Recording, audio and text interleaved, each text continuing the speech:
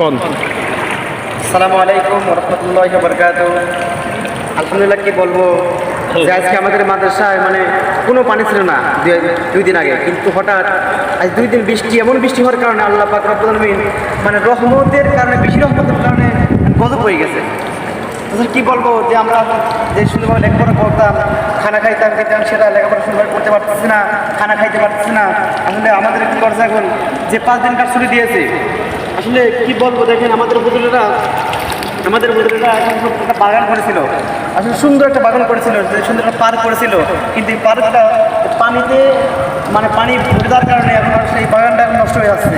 আসলে কি বলবো যে আমরা আল্লাহ পাক রব্বুল আলামিনের কাছে যে দোয়া করবো, আমরা যেখান থেকে ভিডিও দেখতেছি, আমরা আল্লাহ পাক রব্বুল আলামিনের কাছে দোয়া করবো, আল্লাহ তাআলা যেন আমাদেরকে যেন এই পানি দ্রুত শুকিয়ে আমরা যেন আবার বাড়ি থেকে মাদ্রাসায় এসে আবার লেখাপড়া করতে পারি। আর এই বাগানগুলো যেন আল্লাহ পাক রব্বুল আলামিন বাগানটাকে যেন হেফাজত করেন। কারণ আমার উস্তাদেরা হুজুরেরা এত কষ্ট করে এই বাগানটা মেরামত করেছিল, কিন্তু সেই বাগানটা যে আল্লাহ পাক রব্বুল আলামিন বৃষ্টির পানির কারণে এখন সেই বাগানটা নষ্ট হয়ে যাচ্ছে।